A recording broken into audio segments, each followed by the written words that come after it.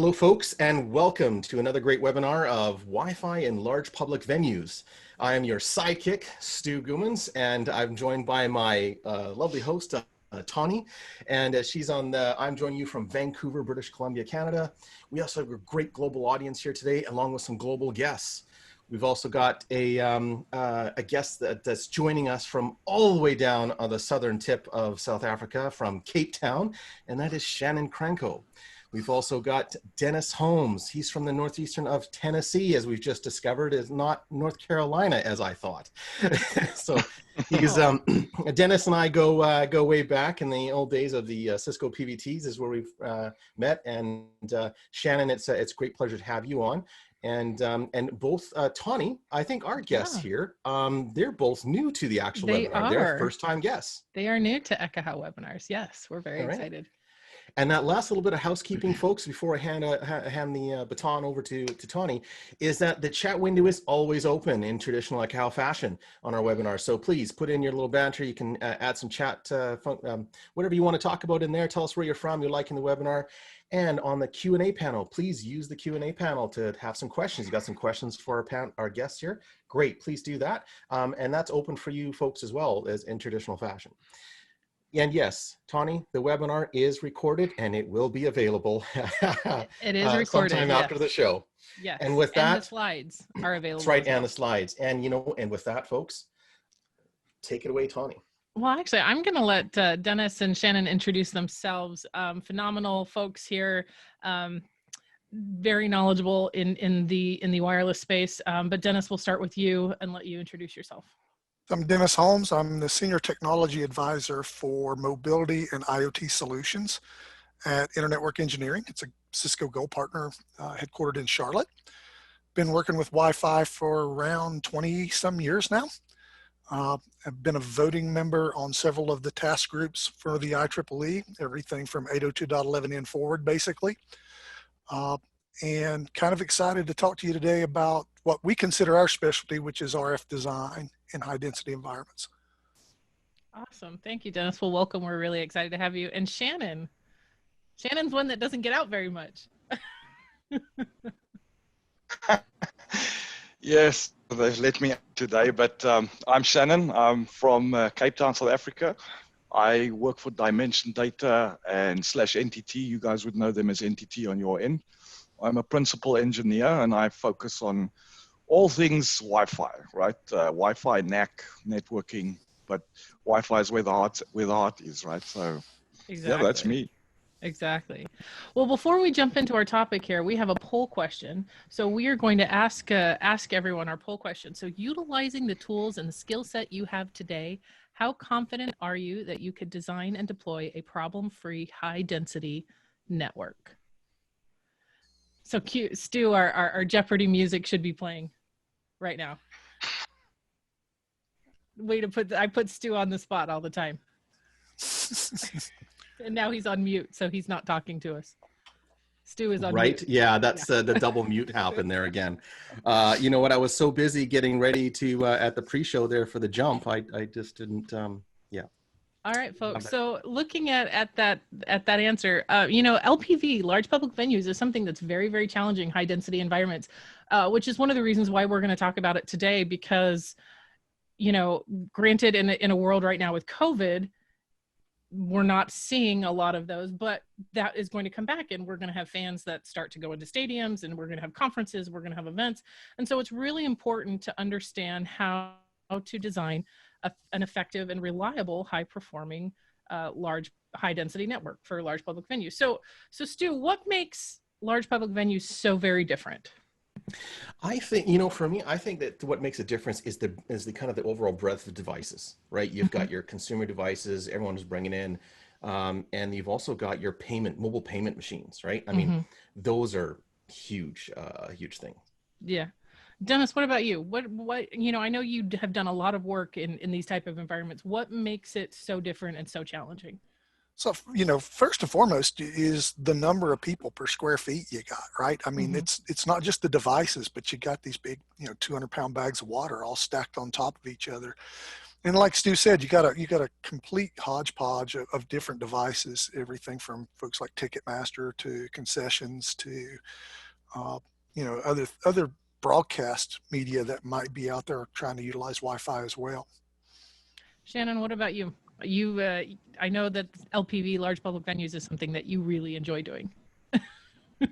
Well, when I look at it, the first thing I think of is all that open space, and I just see interference. Right, that's the first thing I already know about the challenges about getting that tweaked down. And as Dennis rightfully said, those meat bags running around all over the show, the amount of devices, the concurrent connections, traditionally we counted people, but now we are counting people with a multiplier of bringing all their devices, things connecting to the wrists, to the feet, to the neck. People bring all sorts of stuff today, and we've got to cater for all of that. So all of a sudden, your multiplier goes up phenomenally, and then thus getting that capacity right is pretty challenging. And so that's, I think, why it's so critical for understanding your environment and understanding what you're doing. Like not just you've got people in there, you've got the multiple devices, but you also have to understand applications. Stu talked about some of the mobile ordering options. You've got back end, you've got analytics that are running. You've got so many different kind of things happening in that environment. It's really critical to understand. And then also, of course, architectural challenges, because there is a lot of concrete and a lot of steel oftentimes in these types of environments, right? So Dennis, what is one of the first things that you have to do when you have someone comes to you and says, hey, we've got this project? What is one of the first things you do to start that project? I like to get my eyes on it. That's the first thing I like to do. I like to see what I'm dealing with architecturally. I like to see what I'm dealing with from the seating layout. If it is seating, if it's a convention, I need to see what the convention floors look like. But just talking stadiums, looking at seating layouts, starting to eyeball potential mounting places, things that we can do, things that we could, potentially look at how we're going to start to design the network once we get there. Having some sort of idea what we're going to do is important. Yeah. And Shannon, what about you? What's one of the first things that you do besides getting your eyes on the stadium and actually looking at the facility or the environment? What is one of the first things you do to start?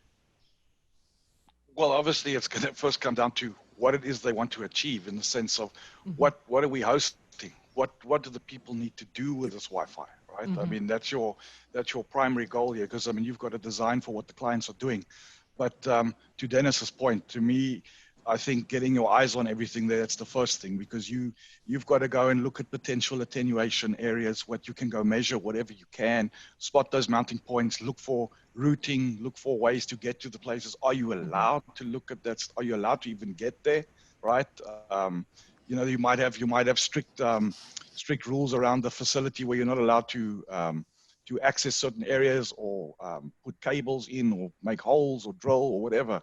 So I think the physical side is the most important first thing, and what we're actually ending up designing for, from an application and end user experience. Absolutely. So Dennis, talk to us about planning and some of the best practices. Let's kick us off with that. So, first thing I like to do is look at a couple of things when we do a kickoff. We just try to determine what the bandwidth requirements and applications that are going to be supported. You have to do this math. If you don't do this math, you're not going to know what you need to design. So we're looking at those bandwidth requirements for the different applications. We'll also do a kind of a passive survey, walking through, looking at what's in the environment today that we might be conflicting with on the spectrum, both 2.4 and 5 gigahertz, with a strong emphasis on 5 gigahertz. Then, calculating the number of client devices and expected consumption rate. So we used to say that we would consume about 40% of the folks in the stadium would be on the wireless network. Now we design for much higher than that, in the 80 to 95% range, just because we know we need to do that. And then, making sure and ensuring that our cell sizes and antenna selection will fulfill those design requirements. So you can't come up with a cell size until you know what's going to be in that cell from a consumption standpoint. So someone was asking a question. So first, I'm going to pose it this way. Is there a benefit of utilizing Wi-Fi over 5G in large public venues? And if there is, what is that benefit?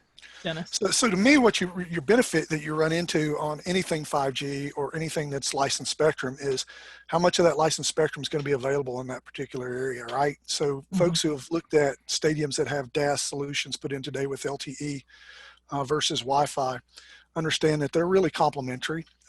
You want to be doing most of your applications on Wi-Fi just because you don't have that limitation on how many users can the 5G network support on a sector.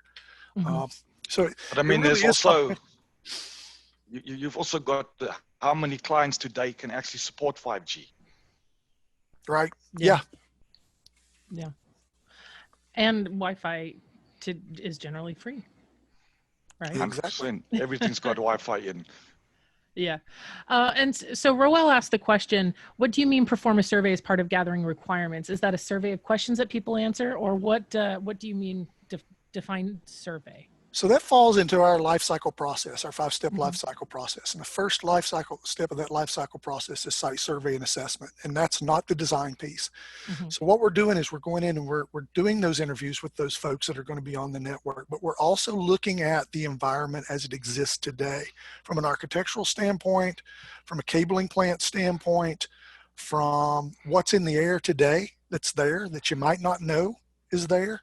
We're starting to see a lot of LTE and 5 gigahertz running across places. So we have to know if that's already in the environment, and if so, how are we going to design around it?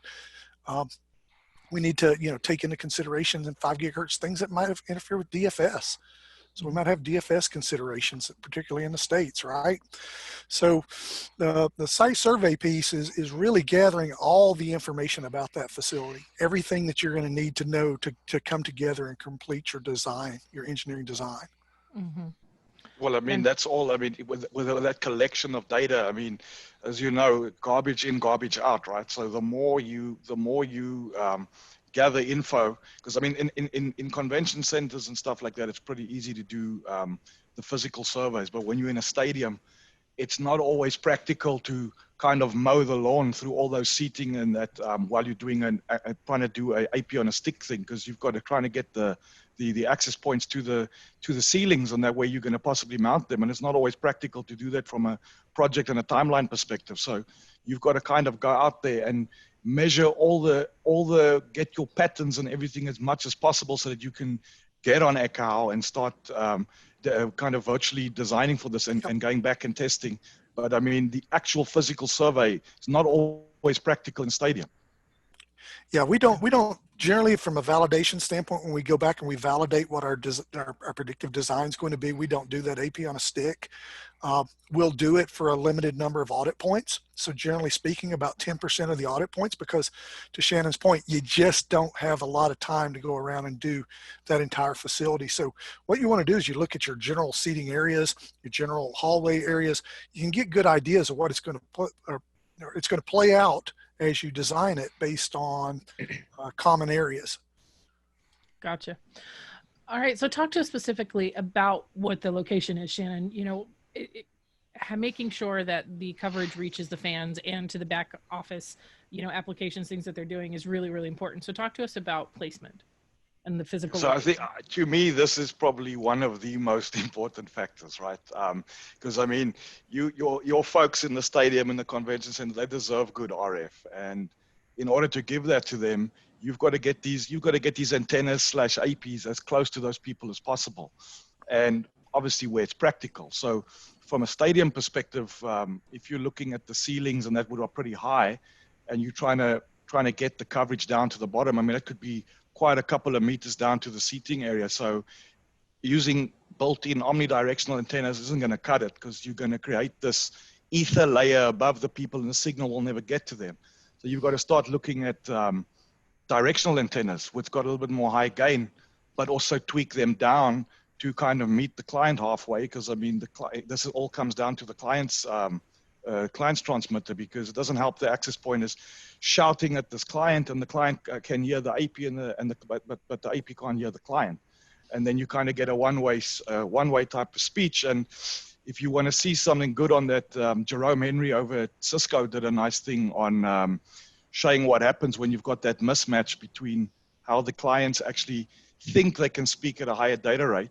And then they constantly send retransmits because the access point does not acknowledge the frame till the device starts to rate shift down and eventually go down to a lower data rate. And eventually when the acknowledgement comes through, the problem starts again because the AP hears it loud and clear, and the client hears it loud and clear and tries again, and the process rinses and repeats the whole time. So you got to get that power down to meet that client, and therefore you've got to get in getting that cell small and using directionals. But at the same time, it might not be practical. You might not be allowed to do that. So you've got to look for different little intuitive ways of doing this. And in most cases, you can do things like under the seat boxes with the antennas, or on the handrails, or off the fences on the just off the grass pitch, right? So I mean, again, it's not the same everywhere. You've got to kind of improvise depending on location, right? And I mean, for convention centers, it's directional all the way, shoot down like street lights. I don't know, Dennis, have you got anything to add? You know, just like you were saying, asynchronous power versus synchronized power between the AP and the client device is critical. So one of the things we gather in that information is we always try to design to the least common denominator. So, you know, you look at what's your least powered device that's going to be out there. Traditionally, that's a phone. It's going to be an 11, 14 dBm device.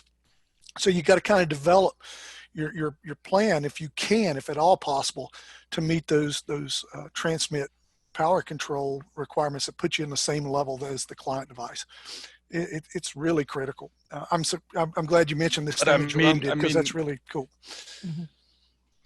Yeah, but I mean, if you go look at it, it actually gets a little bit more technical. And like you said, you've got to kind of generalize and take a stab at what your average client's going to be, because you just cannot cater for every single device. I mean, if you look at the, for those of you who are familiar with the radio tap headers, a lot of times the data sheets on the client devices don't show you what their transmit power, what the transmit power is on the device. And if you actually capture the radio tap header, you can actually see the device's capability in the association request, and you can see what their max transmit power is of those devices. We use it a lot when we try to figure out some like a handheld scan or something for a warehouse, and nobody knows what the power is of this thing. Then we kind of use the radio tap headers to figure out what's going on there.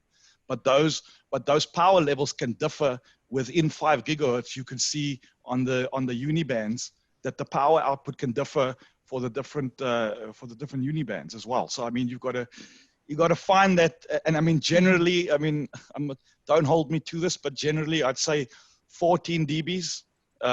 What do you call it? Is 25 milliwatts. That's kind of where we at. I don't know how you see it, Dennis. I don't know what on your side of the world what happens, but 25 milliwatts is pretty much I'm going to call it a Goldilocks zone, if you will. It's kind of the standard, right? It's kind of the standard design model for these types of environments. You know, if you're in a hospital or something, you know, you can go down to 11 dB, but when you're in this type of environment, it's really good to stay around 14 dB. So someone was asking a question specifically about AP on a stick surveys. Do you, measure attenuation, or do you experimentally measure attenuation with AP on a stick surveys, or guess the material and rely on Ekahau for that? Well, I think that's part of your point, Dennis, about validation, is you put it in there what you know, and that's why you do the AP on a stick survey, to confirm that's what the material is and that's what the attenuation is going to be. Yeah, that's actually part of our life cycle process. So we go through, we gather all the information, we come up with a design we think is going to work, we put that in Ekahau, we design it, then we go out and we validate it, because, you know, I've been in buildings before when you thought you had 3/4 inch drywall, you had 1/2 inch drywall and you're way overpowered. I've had it go the other way, where you go in thinking you've got just a traditional drywall, and what you don't realize is they lay drywall over concrete block. Exactly. So you have to go back and validate that and make sure that all the things that you assumed, all your assumptions were correct. Yeah, absolutely. So Shannon, someone asked the question, what does a Wi-Fi link budget look like for a large public venue? Well, I mean, this could... Not to put you on the spot, Shannon. Well, I mean, there's so many calculators out there, Yeah. and what do you call it? I think it depends. I mean, it's I don't think there's a specific take on it. I mean, it differs between the environments and that, and you've got to kind of use some of the calculators, put in the values, and kind of play with it. I mean, it's not it's not just always a straightforward answer. Yeah, I think absolutely. And to quote our friend Sam, it does depend because there are a lot of factors that go into it for every specific venue. So let's talk some more about some of the best practices. Dennis, I know that you had talked about some things, some other interferences and things like that. So share us more specifically about other conflicts. So the conflicts that you can run into, and you have to be careful with this in any of the facilities you go into, particularly large sporting venues. If you're in basketball or football venues in the United States, and that's American football, not the other football. You've got the NFL has their own set of regulations and requirements that they put out, as well as each of the individual stadiums have their arrangements and their contracts that you sign when you come in there to transmit. So you have to coexist with CBS, ABC, NBC, ESPN, Fox, or any large number of those. Could be 3 of those on the facility at any given time if it's a pretty good sized or a pretty high ranked football team. So you have to consider all that when you're doing that. It makes a difference.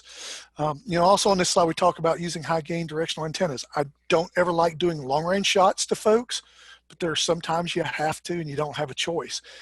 There's a large ACC football stadium I looked at just recently.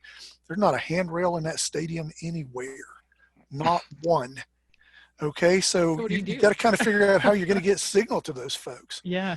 And then you got to consider things like, these cable runs that we talk about here. Again, 2.4 is nice to have. I know, a lot of folks said 2.4 gigahertz was dead. It was dead until Wi-Fi 6.11ax.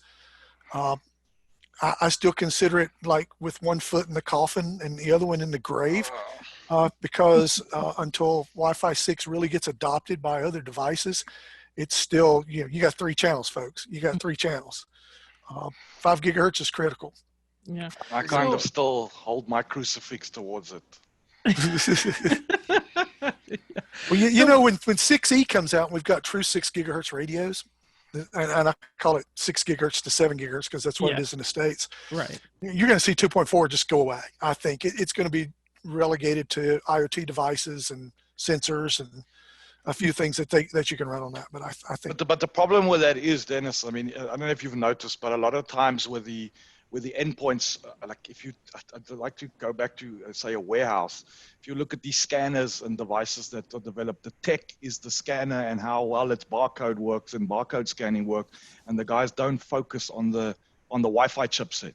So they usually on mass production go for the cheapest chipset possible. Yep. And then we sit with the with operational problems. Yeah, we see that a lot in warehousing too, warehousing and retail. And that's always going to be an issue, right? That's always going to be an issue. I think that you're going to start to see some folks maybe potentially in the near future start to move back to 900 megahertz. I'm starting to see that from some of the device manufacturers. Those barcode gun manufacturers are still starting to look at 900 megahertz and using something like maybe Halo or something in that nature that's low powered but has a longer range. There's a lot of spectrum that's out there, right, that we haven't used traditionally. 900 megahertz was originally a Wi-Fi spectrum back in the old days. 20 years in the old days. That's along 20 with years infrared, is old right? days, right? Yeah, 20 years is old days. So I think you're going to start to see some of that come around. So we're getting a lot of questions specifically about validating with people in the stadium. Do you do any validation during an event? And if so, how do you go about doing that? I think you got that a little bit coming down the line on a couple of slides from here. So we might kind of wait on that. Did I jump the gun? Well, we like to eat. I wanted to lead into some of these. I think it was the good Q&A there by one of our guests. Yeah. So Shannon, talk to us about some additional things that we need to focus on. Okay, so I mean, once we've actually got our design and the RF is in place and that and in the rough, it starts with the tweaking, and I think that's where it becomes unique for every location. And this is now where you can't stop validating even up until go live day, right? And even with any change you make to that RF, especially in something like a stadium, if you change power levels or add channels or remove access points, you've kind of got to wait for the RRM to actually stabilize again before validating again, because if you go too quick, you're going to get the wrong information, right? Because the channels haven't changed, the power hasn't changed. It doesn't all happen instantaneously. So that's constantly, I kind of say that's any tweak on that RF at that scale, you've got to go back and validate, right? But then once, if we assume the RF is correct now from a physical standpoint, the next thing is, depending on the services that are there, I mean, you're trying to keep that SSID count as low as possible, because I mean, I don't know if everybody knows, but most people should, is that each SSID consumes airtime with the beacons and management frames that's flying around all over the show. And each one you keep adding consumes more channel utilization, and that starts taking away Wi-Fi time from your clients. So the less is better. It's not always practical to do. I mean, we traditionally in an enterprise environment, you would bring that down using stuff like 802.1x, but you can't expect to always use .1x in that type of environment. So, you know, you've got to keep it down as low as possible. But again, you've got so many services that you've got the actual audience that are there, or the attendees. You might have back-end services that need to run, like card machines and stuff. You've got to watch the security there. I mean, so bring the SSID count down as low as possible. Disabling the low data rates. I mean, back to the beacons and management frames.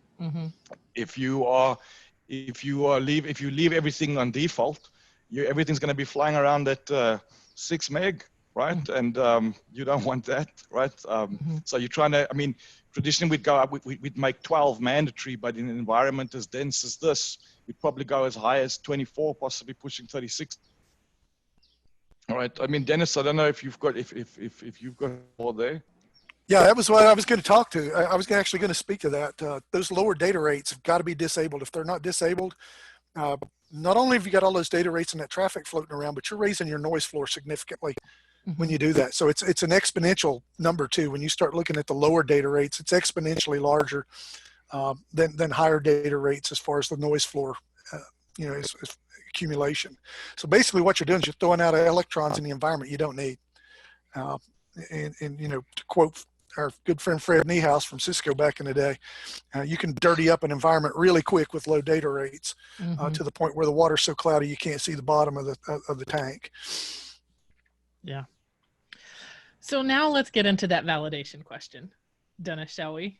Yeah. How do you validate it with folks in the stadium? Do you? So we do it two ways. First, we try to do as much testing as we can before the event goes live.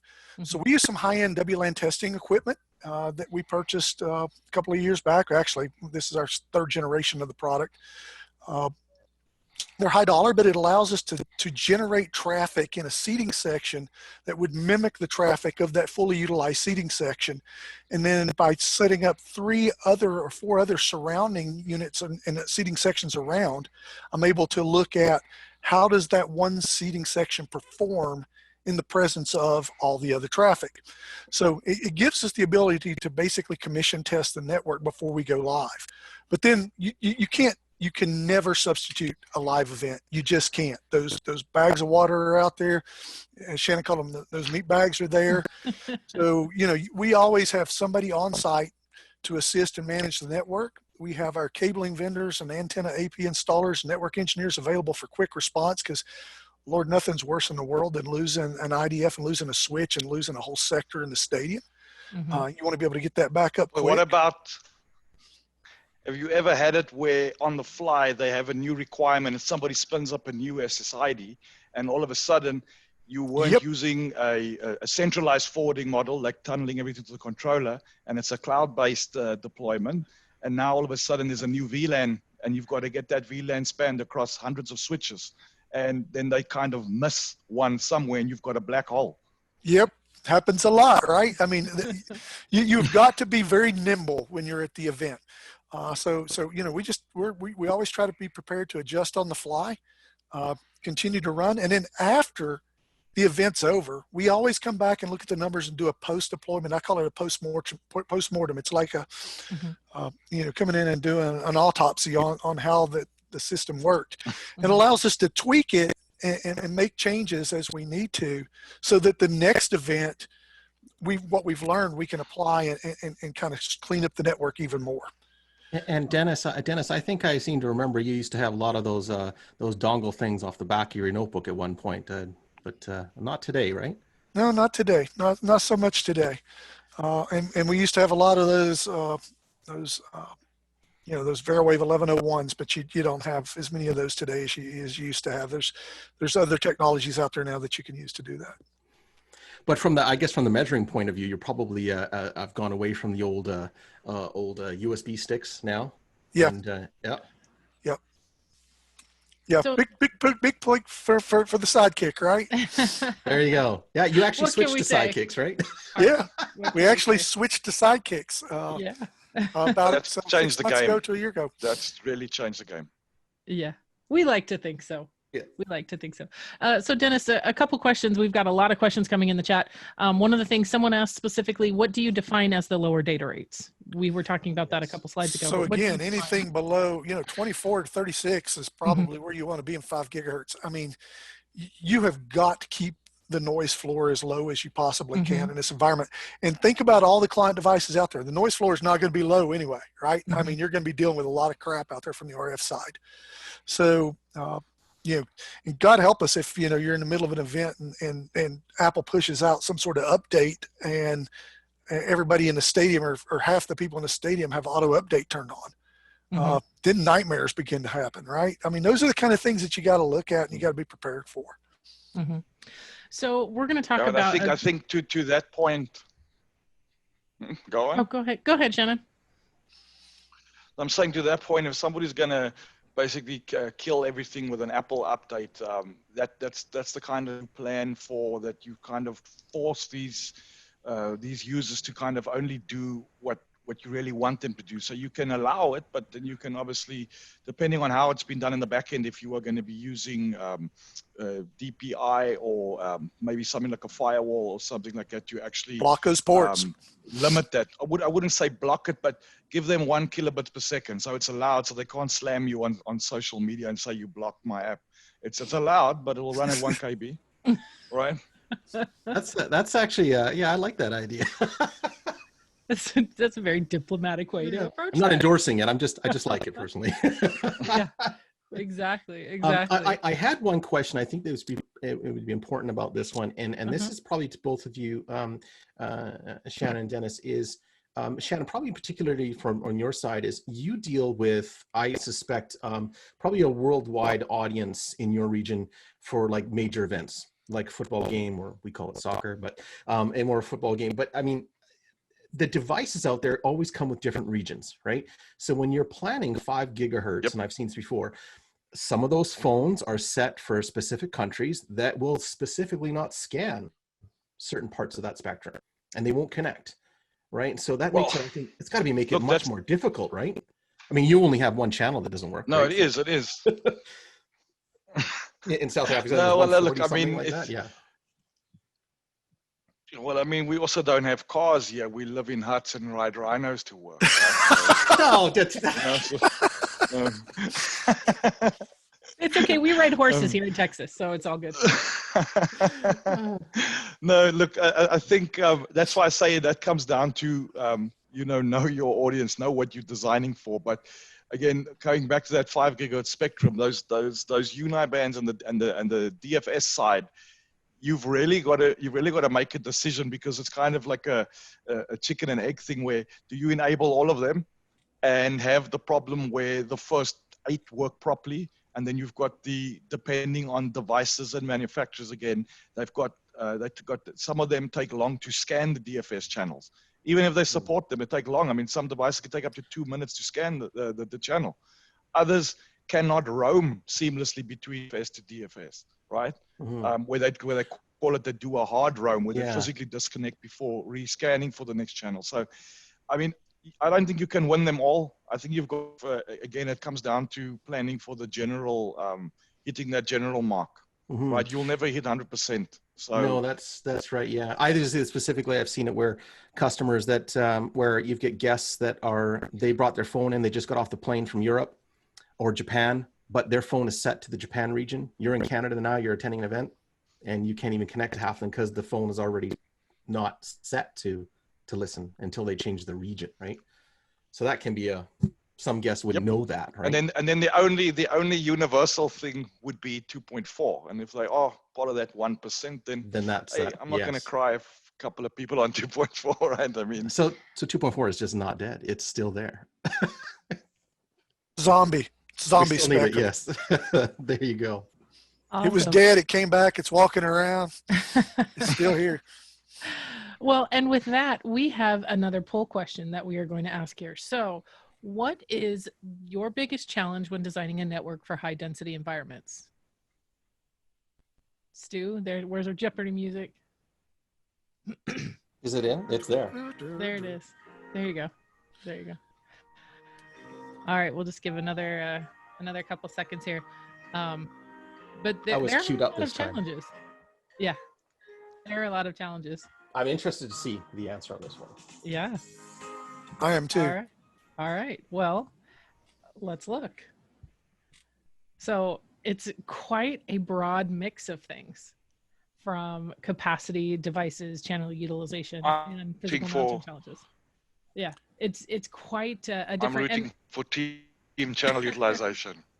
And I think honestly too, that question, it depends on what stadium you're in, what environment, what your facility is, because while it might be a challenge in one, it's not a challenge in other, like physical mounting options.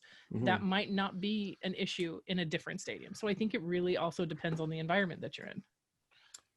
But I mean, the same way 5 gigahertz can save the day, you might have a requirement where somebody does something crazy and says, well, we want to run 80 megahertz channels. And all of a sudden we on the same level as 2.4, right? With all those bonds, how can 5 gigahertz save the day there? Next minute, I mean, that if I look at one of Keith Parsons's, he's got a nice little clause that he gives the customers when they ask for crazy requirements like that, where sure thing, sign here. When it doesn't work, he just pulls out the clause, right? Exactly. Yep. Actually have that in some of our statements of work. I mean, you know, when somebody says something stupid, yeah, you can do that, but I'm not going to support you. Yeah. All right. So let's look at talk about some specific use cases. So we've talked about some of the challenges. So let's talk about some mounting and how that works. So it depends on the stadium. So let's talk about the different types of options that are available for mounting the APs. So this, we're seeing here an under the seat enclosure where we've got the AP directly close to the clients underneath where you're sitting. Dennis, talk to us about how that comes about. So you know, it works. You got to get your AP or your APs and your antennas. You got to get your antennas closer to your clients. You got to get them where the clients are. So you know, putting them under seats works. You know, you probably show a slide here in a bit with some handrails or some other antennas like that. The main thing you have to do though is, and part of this is in your planning mode, is making sure you have access to under the seats in the concrete. Some stadiums are built straight into dirt. You don't have that access. So then you have to lay conduit the entire length of those rows. You have to figure out how to conduit cables to get cables down to those under seats. So a lot of this is things that you have to figure out. And you can, you know, there's so many mounting solutions made by different folks today, Exceltex, Ventive, Oberon. You know, there's a hodgepodge of things. Everybody's out there trying to come up with something unique and cool and new to help you get this done. But just, you know, making sure you get this done somehow. And I think that was one of the questions that we had come up is, you know, typically, are you using the manufacturer's antennas, et cetera, in this, or are you looking at third party? How do you make that determination? I'm real picky about the tools got to fit. So I'm never just going to, you know, it's just, you know, willy-nilly go out and buy the manufacturer's antenna because the manufacturer is going to give them a 70% discount or 80% discount. We design this thing from an RF standpoint, and there are some of those antennas that have been made by manufacturers that, quite frankly, I wouldn't use at my house, much less anywhere else. So we actually say that we got a toolbox, and that toolbox has got all these different antennas in it.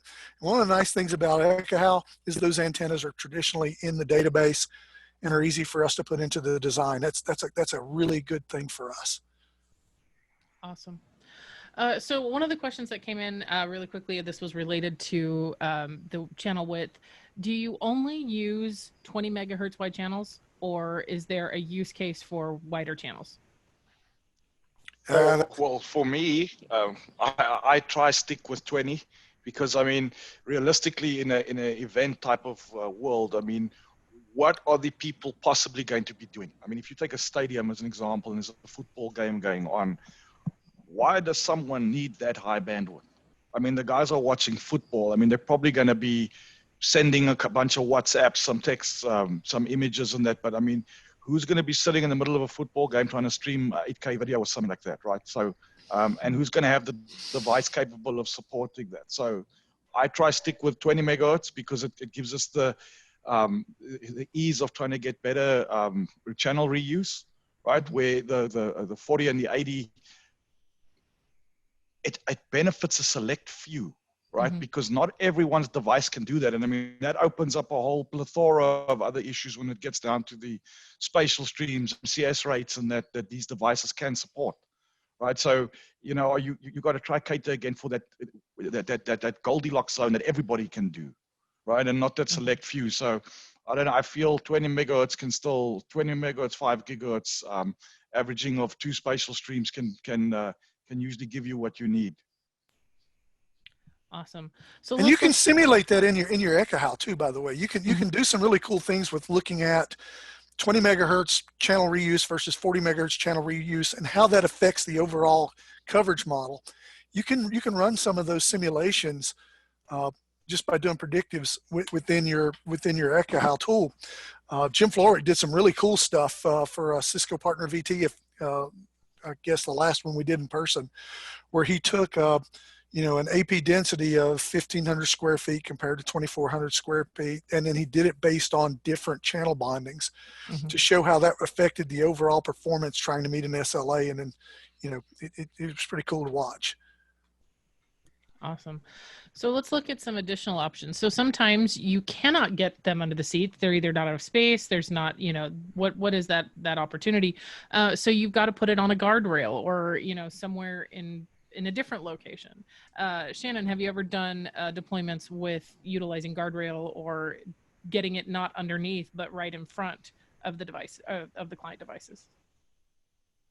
Yeah, well, I mean, we usually then get the, we call them perspex boxes that we stick these things into. I mean, we've got some events that are in the outdoors, like similar to the Tour de France, which is a mountain bike race where we actually have thousands of people in wide open space on fields and in the middle of the bush, while these guys are all riding bicycles throughout the mountains and that. And then we use little boxes like this or perspex boxes and that with the where it's indoor units, because obviously budget plays a role sometimes, but then we put them in the box and have outdoor antennas outside of the box.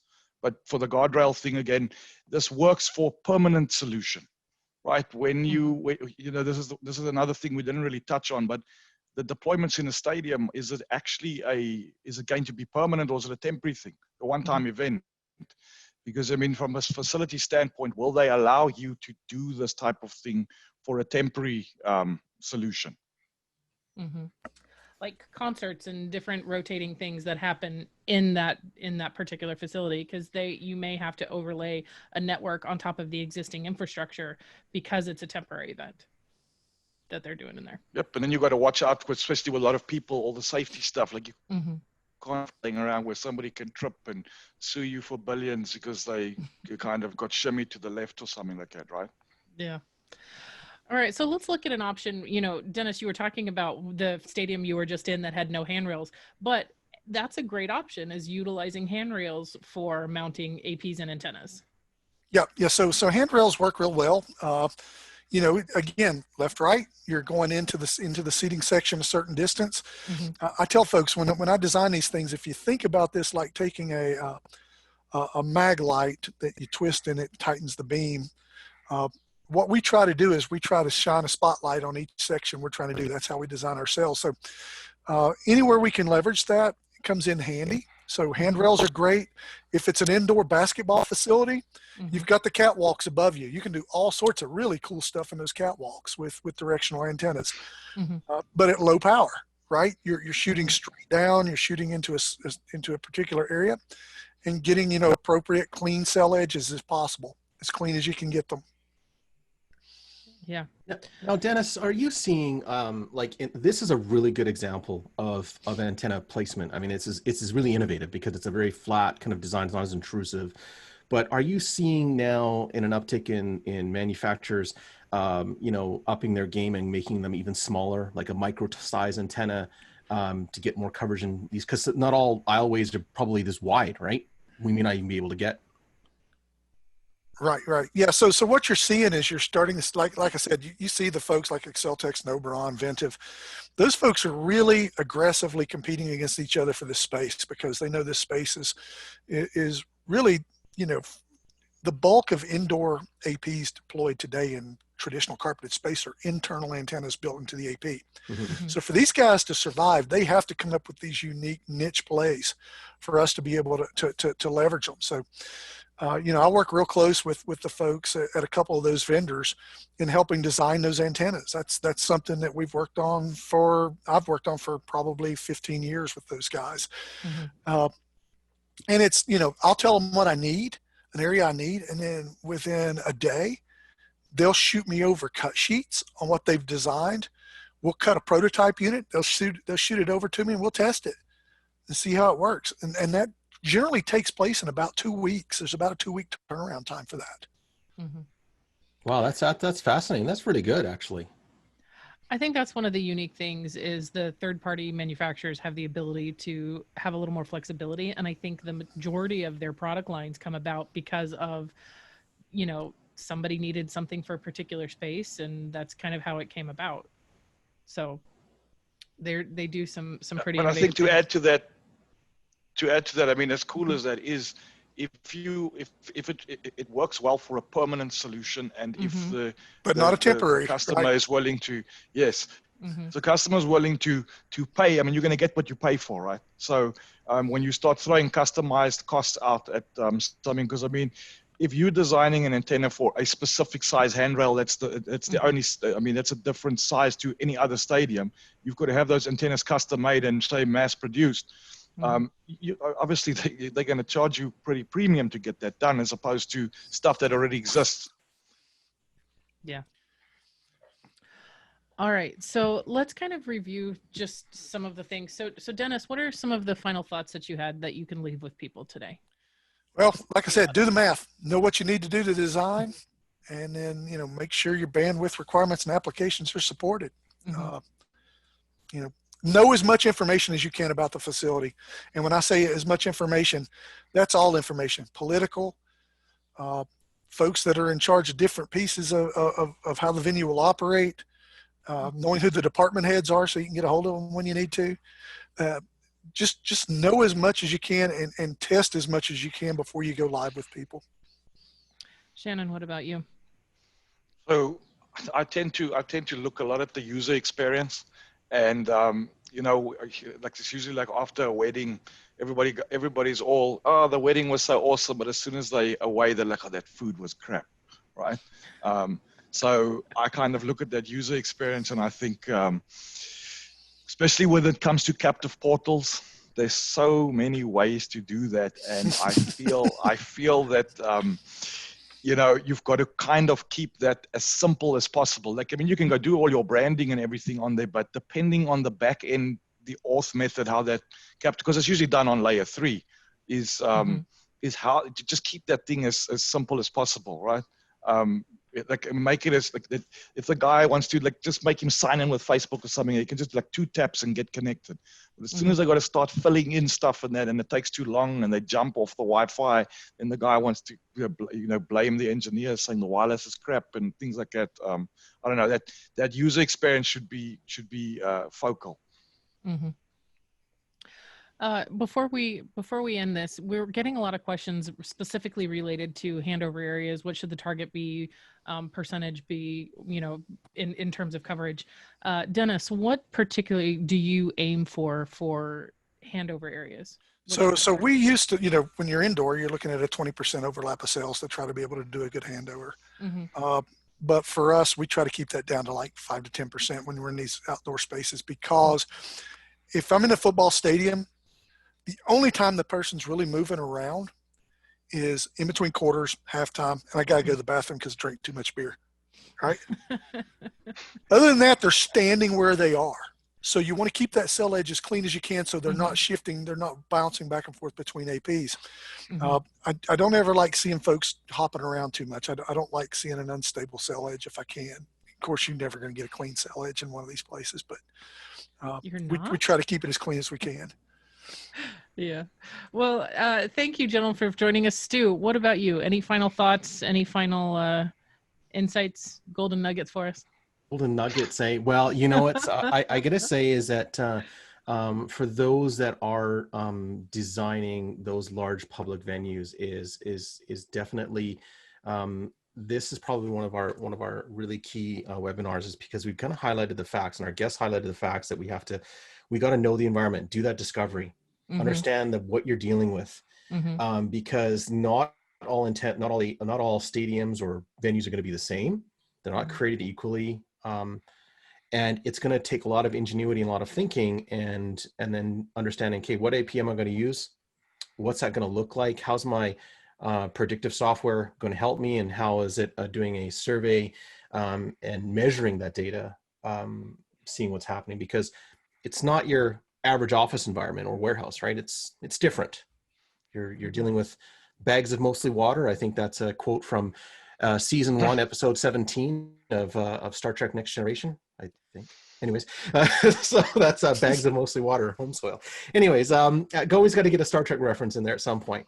But yes, I think it's really key is to design for your clients. Understand that environment is going to be key. Yeah. I did have one thing to add here, Tawny, if I may. There was some chatter in here about, asking in the Q&A was, this supposed to, I guess, to all of us here, are we seeing clients, and it could be not just a large public venue, but are we seeing clients sitting there saying, hey, should we wait for our budget to upgrade to Wi-Fi 6E, or should we just do it now because the clients aren't going to be around for a little while? Like, what's your take on that? Or should they be waiting? Yeah. I think that's an interesting perspective, because I know that a lot of stadiums, a lot of folks were waiting to upgrade to AX, specifically to take advantage of that high density radio. But 6E, that throws another caveat into it. Shannon, I know that 6E right now, the 6 gigahertz, has been in the US. Are you seeing clients waiting or customers waiting to upgrade to 802.11ax, or what are you seeing in your territory, in your area?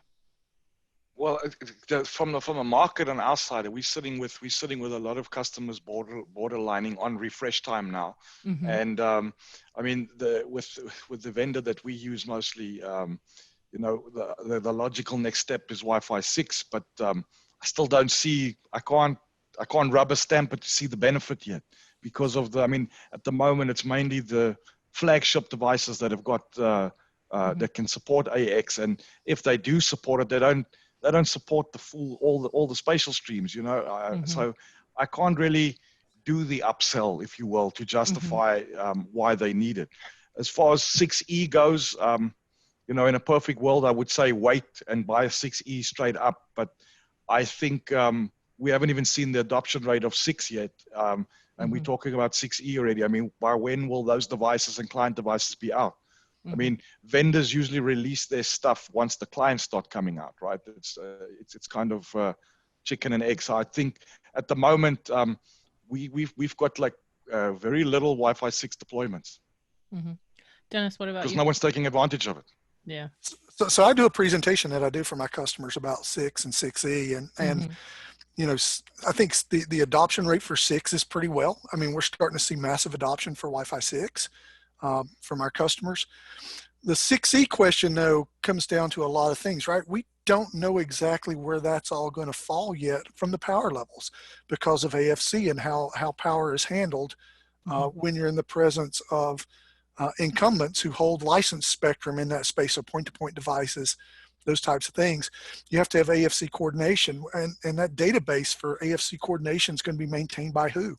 Nobody knows yet. Nobody's really addressed that issue yet.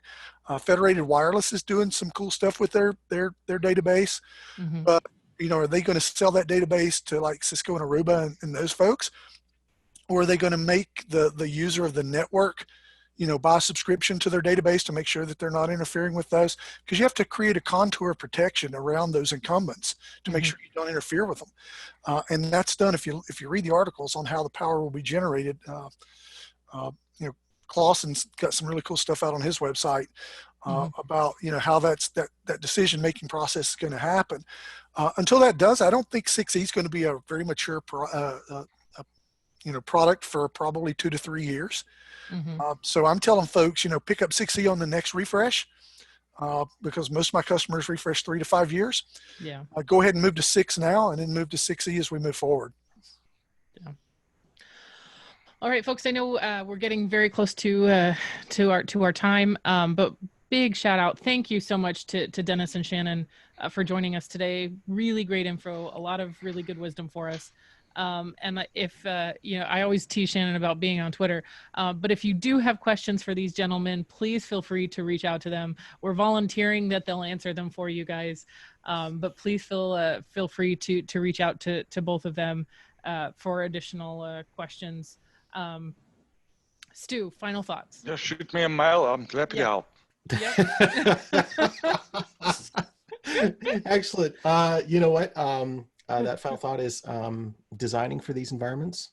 Be the customer, be the fan, the person that uses that network. If you want to know what's going on in that environment, go sit in the stands. Go use the Wi-Fi while the game's on, and then to get you a good understanding of what you need to fix.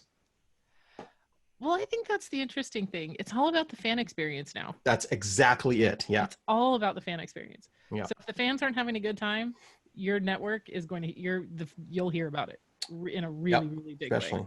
And you'll know it's not good when your battery level dies really quick. Yeah. Because the settings on those controllers aren't set right. Mail. Rhino mail, yes. All right.